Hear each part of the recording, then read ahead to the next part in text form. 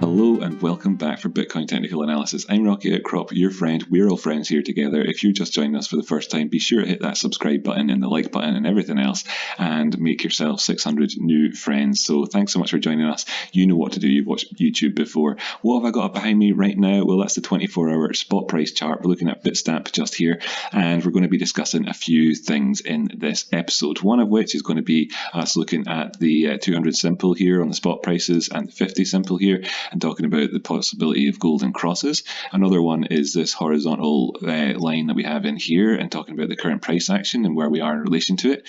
Another one is this structure here that we were looking at before, and I'm not actually sure if this top line is in the right place, so we'll find somewhere to put that during the episode as well. Just stick over there for now. Another thing that we'll be looking at during this, if it just popped down to the 12-hour to make it a little bit easier to see, or just go to the 4-hour to make it easier to see. No, the 12-hour. Could we be asking a question of, could we be looking at some sort of head and shoulders type potential play pattern coming into fruition here in this area? That's another thing. And another thing that we'll be looking at, just before we go, another thing that we'll be looking at will be a couple of Fibonacci areas. For instance, this 50% retrace area here at 7,200, this 382 retrace here down, not that one. Excuse me, probably looking more towards this area here where the 618 Fibonacci retracement is on that line. So these are things that we'll come across in the next few minutes in this episode. Thank you so much for joining me, and I really do appreciate it. Now, if you join in, if you subscribe here, you know that there's like daily videos for Bitcoin, Ethereum, Chainlink, and Tezos, and occasional, bonus coins as people can suggest them in the comments and that sort of thing. And you know that there's a link down below in the description for a Discord channel. We also know as well that we have this big old Gartley drawn on the charts. You'll know that we have, if we go to the monthly time frame, this big old line going down the way, showing the sort of the top side resistance on the monthly time frame, and various other little things. And we don't need to cover all of that in this episode today, but just so you know, in general, that we talk about a variety of things on the channel here, and it's also supposed to be sort of the type of technical analysis that you can integrate fairly easily with your own as well, without getting too many sort of conflicts there. And there's no bias or FOMO here on the channel. So what have we got here now? I've just jumped over to the 24-hour time frame on the CME charts, and as well, if you subscribe, you know that these are the coronal mass ejection charts, and they're created by astronomers. And the reason that the astronomers out there put out these coronal mass ejection charts is because whenever there is a gap appears in the Bitcoin prices, it can actually wreak havoc with electronic systems throughout the world. This is the Chicago Mercantile Exchange, and we know that there's a gap here.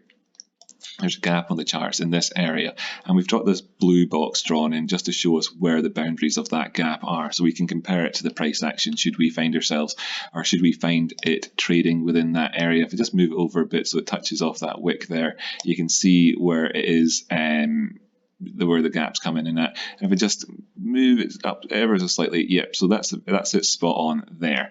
And where is the bottom side of this thing? Well, the bottom side of this thing is 8,280, and that's just $110 away from where the current prices are on the CME chart. So if they were to go up that extra bit, we would be asking questions in this zone here, and if we just compare that, looking over towards the VPVR here on the right, you can see that there's a bigger node here at the top of it, bigger nodes at the bottom of it, and that there's a somewhat of a drop off, depending on how much you put on the charts and whatever, a drop off of trading activity during this area here. There is a little bit where it picks up in the middle, as you could be asking questions, but there's a chance here, if the CME charts did decide to fill this gap, that it could happen fairly quickly when you look at the lack of volume comparatively compared to the top and lower sides of this box. So that's kind of something to be bearing in mind should we see the prices jump up a bit, and that kind of really does kind of cover the top side scenario for us in terms of plenty of trading activity to be had up here without getting too greedy or anything,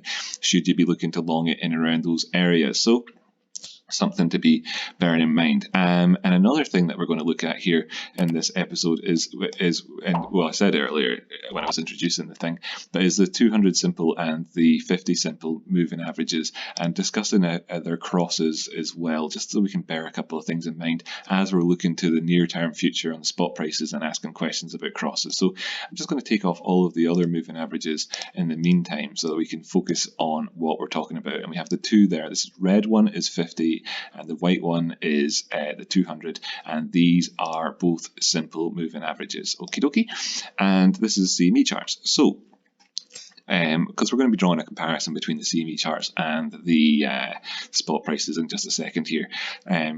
Because we've covered everything we really need to cover in terms of gaps and stuff. Just so you know as well, there is a gap towards the downside on the 4-hour chart at 7,500 on the CME charts in and around this area towards where that 50 simple moving average is at the minute as it happens. So that's something to be bearing in mind.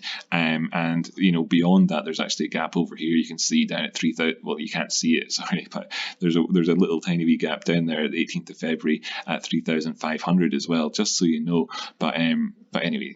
As I say, we talk about lots of different stuff on these episodes, so you always get a taste of lots of different things. Anyway, in this one we're talking about the golden crosses. So if you look back, you can see this is where the CME started at the very top of the market, and since then there's only actually been 2 crosses of those moving averages on the charts ever. This one golden cross here and this one death cross here, and you're thinking to yourself maybe at the minute, oh, but wait, if you've only looked at spot prices and not looked over here and kind of thought about it, you know, you're thinking, but sure, there's other crosses, wasn't there? And actually the prices got quite close here to crossing, and it looked like they were on their way to doing so, but it didn't actually happen. And in fact, we had this sort of breakaway gap towards the downside here, which wasn't filled again actually until April. It was all part of this downward big movement that happened there. So you know, that's what kind of prevented that gap from coming into play, was this heinous price action.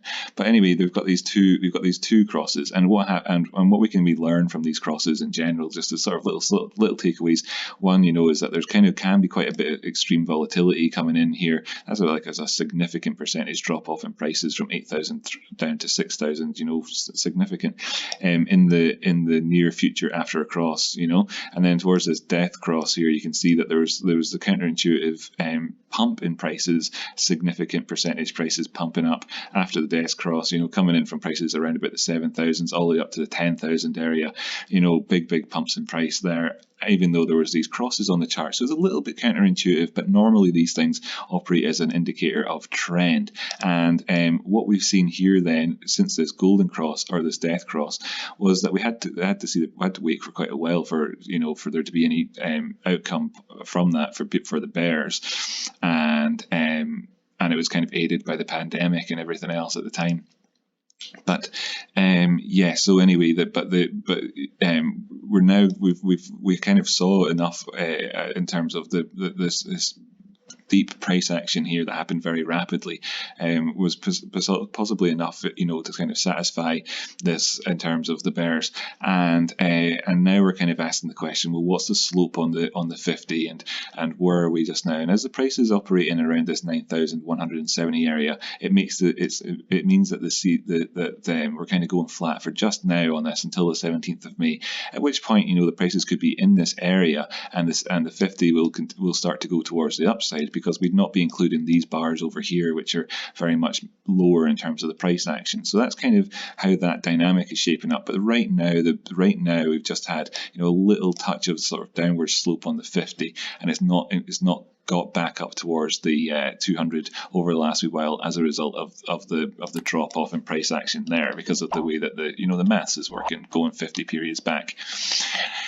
And yes, so we're just to be bearing in mind that in terms of these prices, we're quite a ways away from having a cross. If we look down towards the 12 hours, though, you can see that we're actually quite close to having a cross on the 12-hour time frame. And looking back the way, you can see there's been more sort of in a way false signals, you could say, in terms of the crosses with these things, or more cross, you know, like this death cross that happened here has only had sort of upward price action subsequent to it, you know, and things like that. And the death cross that happened here, well, ultimately saw the prices going up higher than it, you know, and whatever. Anyway, so there's that question to be asked. But just in and around these crosses, there's also quite a bit of volatility to be seen, as you can see here. And as you can see here, with the prices moving quite a bit in and around where the crosses happen at, so we can just bear that in mind as well, just if we want to see these averages being retested. But all of that is enough looking at that, because what we really want to look at is how this shapes up over here on the daily time frame on the spot prices. And you can see that then that this is coming up towards having a cross. And if we look back in time and compare how many more crosses there have been, it's much more similar looking to the 12-hour chart, this spot prices in terms of the crosses that we've had, than the CME chart, and that there's much more of them. So let's just take a quick brief look and see that, we had a cross back over here somewhere, and the prices then went up to all-time highs, yada yada. Had a cross over here and the prices went all the way down to those lows, yada yada. Had a cross into this area, after the rise in April 2019, and they went up to the highs in that summer, yada yada. And then we had a death cross over here, and the prices went down to these lows over here, yada yada.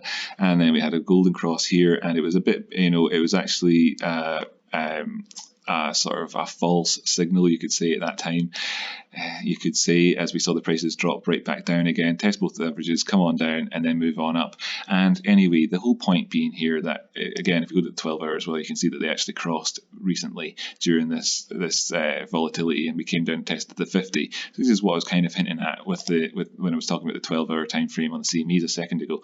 But there's another way of looking at this that we've been talking about on the channel recently, and that's if we include the weekends. And you'll see that this looks a lot more like the CME charts all of a sudden, because I changed the numbers to include the weekends. And you can see here actually that it matches up pretty much exactly then, and we can make that comparison and say, hey, hold on a second, this is that, we're still a ways away from having that cross happen, and this moving average is in and around these areas at say near this 50% retrace area. So if we did come down and test these things and have this rejection, something like this, or just them come on down again, the prices, it's in terms of the slope of the thing rather than where they are in relation to each other necessarily any given time. But anyway, you can see this downward slope in 200, and this could start to slope downwards if we had downward price action. And the reverse is true as well. If we see the prices move towards the upside and get above this 9,200 price range now, then we'll start seeing this curve towards the upside now. But if this will start happening kind of naturally in the next 3 or so days anyway. In the 17th to 21st of May, we're going to see drop-offs. The calculation no longer include these big downward candles and instead have higher prices up here. So that all puts everything at a sort of crossroads for us, and we can then go down to the 12-hour and discuss the concept of this head and shoulders potentially in and around this area. So if we look towards here and consider this to be our left shoulder and this to be our head and this to be our right shoulder, there's a couple of things, like there's this higher volume here, drop off in volume as the prices went up. Then there was a big sort of, there's a bigger candle up here, which often happens at heads of head and shoulders. Then this drop off in prices actually went alongside, bigger volume candles. But when the prices are operating in and around this area, you can see the volume is more or less down there rather than kind of trending in one direction or the other. But it's not perfect volume signature for a head and shoulders. So we're not going to, we can't say that it is. We'll not say that it is. But when you think about the gap here on the CME chart, and if we would come up close to it, like we have done, well, actually, that's where the gap was set in at, sorry, 24-hour chart, like we have done today. So far we've come close, but we've not actually come up to it. And should we not get into this area and actually start to try and fill this thing out a little bit, and the prices were to reverse, then you could be looking and asking that question of the head and shoulders, if the head and shoulders just here at this in and around this price action here. So on that basis, what do we want to see the prices stay above? And we can look towards this horizontal blue line here and say that 8,900, the 9,000 area is kind of important. Looking over towards this price action here, for instance, in terms of like breaking past an area where we saw it traded at, and we can see the nodes on the VPVR and whatnot coming in there. Staying above this area is positive rather than going back into this questioning area of price action again. We can also look towards then this yellow sort of magnolia line moving to the side, and that's the 236 Fibonacci retracement. And if we did cross down below that 236 Fibonacci retracement line, then it would make this one valid. Maybe I should make it stand out more in terms of colors. Use one color. What's a nice really obvious color for us right now in the charts. That blue, I think, is fairly visible. Let's go with that. So in terms of this one, if we were to go down past the 236 line here, then that would create it as make it a valid one. And you could, if you were kind of wanted to just use sort of the standard Fibonacci type mentality about this thing, look down towards the 618 in terms of a target. So that would be interesting. And where does that come in and around about? Well, you could kind of look towards this area as being in and around about a neckline of head and shoulders. But, you know, like if we passed past this area, then you'd be thinking there's maybe a valid Fibonacci. But the neckline would be closer towards this lower area in terms of the sideways consolidation phase in general. You know, so if the prices were to come down here towards this area, where we could be looking at, are we getting a test of this, and a third test of this again? You know, triple action here. Or will it, if it breaks down, could we then at that point be looking at, you know, potential head and shoulders? And just for the shape of the thing, I'm going to move to the 12-hour chart.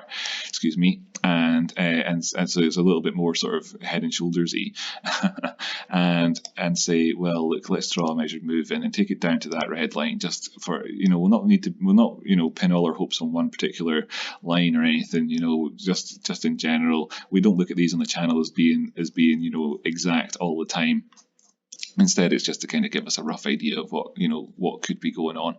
And how does that line up? Well, we can see a couple of things coming in here in terms of, like, should we break past this area? It's past this big node of, in terms of the VPVR. And you can see the drop off in price action where it only really kicks back in again at the area where that would come down to, which is interesting. And you can also see that that it comes down pretty much as far as, you know, not the full distance, but close enough to where that 618 area is, past the 50%. And you could be kind of looking, you know, in and around those areas. You know, first off here, would the prices turn around, or would the prices turn around there? Of course, you could be looking just at the 382 as a shallower retrace and think, would the prices turn around there? In which case you could say it was a failed head and shoulders and it hadn't actually worked and it wasn't a real pattern at all anyway. As we see, we've had the price action come down with wicks to that area anyway, and that's where the 200 simple moving average is on this time frame. If we go up to the 24-hour time frame, then we can see here that that just down past this 50% area is where the 50 simple moving average is currently. And, you know, like that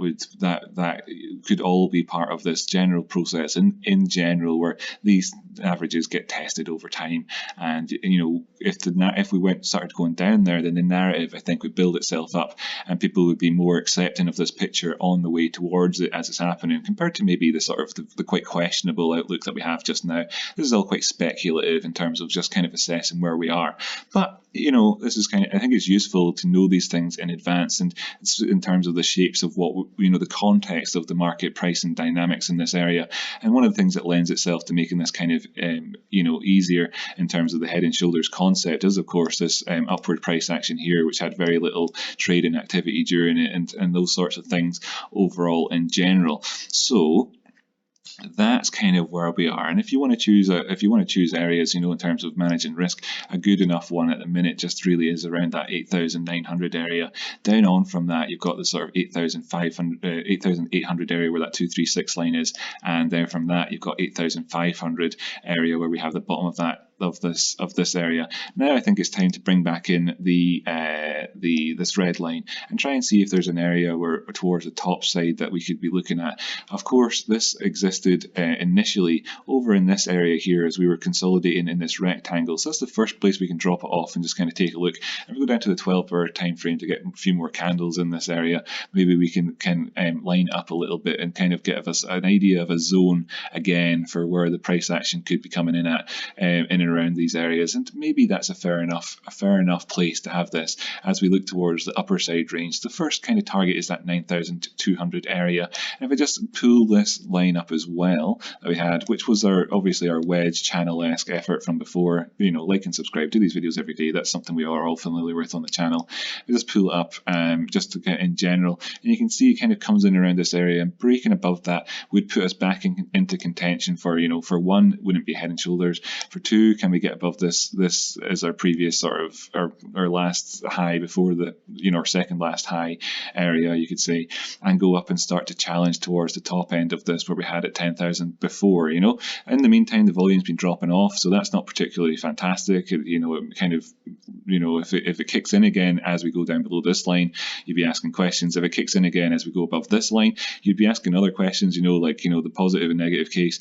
As we're in and around this area, it makes sense to me that there's a drop off in the volume when people are looking at these two different narratives currently in terms of asking questions. Equally, in terms of the VPVR, there's a drop off here towards the upside, just like we spoke about here, to balance all those scenarios out for us. And of course, we have this 12-hour cross coming in soon enough where we could see tests of this thing happening just in the same way, just to kind of finish it off then and leave this thing off here.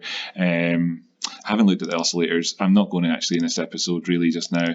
There'll be plenty of other people out there in the world looking at oscillators right now for you, so you can go ahead and do that. So don't worry about that. That's all good. If you wanted to sort of look towards the last two lows here of this, if you wanted to, there's not divergence there between these two, but that's very, very much. I wouldn't even agree with that psychology of looking at that anyway. So that's whatever. Skip that. What was I going to do? Yeah. So just to wrap up here. And thank you so much for tuning in. I hope this has been of some use to you, giving you some context on the market. Just going back over to put this back on 50 and 200 again, and show again, just like how we had when this crossed over here, there was a volatility. We came down to touch it. You know, was that actually the case, or is it more like when it happens on the CME charts? Cancel this actually.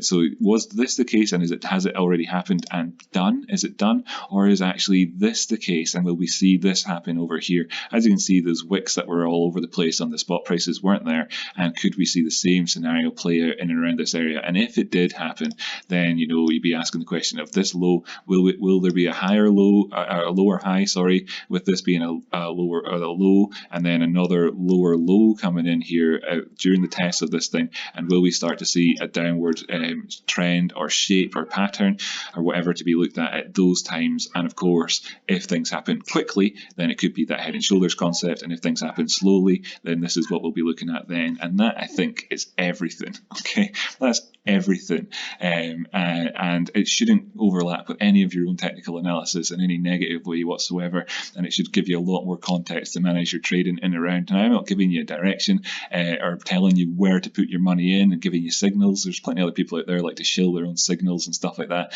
That's not what we're all about on the channel here. What we're about on the channel is context and you know, the technical analysis, and you know, as a trader, then you have to make your own decisions. Like I make my own decisions on a daily basis based off of the exact stuff that I'm talking about here. This is not financial advice. None of this is financial advice. I'm not a financial advisor. I'm not telling you exact targets and stuff to get in at. I'm just telling you where you can manage your risk around and what I'm looking at as a trader in the next wee while, and how, like, you know, the different domino effect thought processes you have to go down in order to sort of keep at the forefront. And, you know, because just purely as an analyst, where you can say this is where the prices go and this is why, that's actually bullshit. As a trader, what you need to do is look at where all of the dominoes could fall given whatever way they go, and that's what we're doing here. So if this turns into a pizza or whatever down the line, then we will be well aware of that in advance. There we go. There's a stuffed crust on that thing. I'm not a fan of pepperoni myself, but so, you know, we'll just have to wait and see how it turns out. Thanks so much for tuning in. This has been a much longer episode than I intended it to be, but at the same time, I feel like there's a potential that it could, you know, really sort of be useful. I hope that it's good. Please share this with a friend if you've got one that you think might benefit from having had this holistic look at the market. Please, you know, like and subscribe, all the rest of it. Trying to grow the channel here, because when I get to 1,000, I'll be able to take weekends off, and that's what we all really want and need. Because if failing that, then I'll burn out at some point down the line and give a bunch of bad advice or you know, whatever, you know. So we don't want that. Not that I give any advice, because none of this is financial advice. It's just me telling you my opinions on the market. Okay, so that's what I'm looking at. I'll catch you next time. Thanks for tuning in.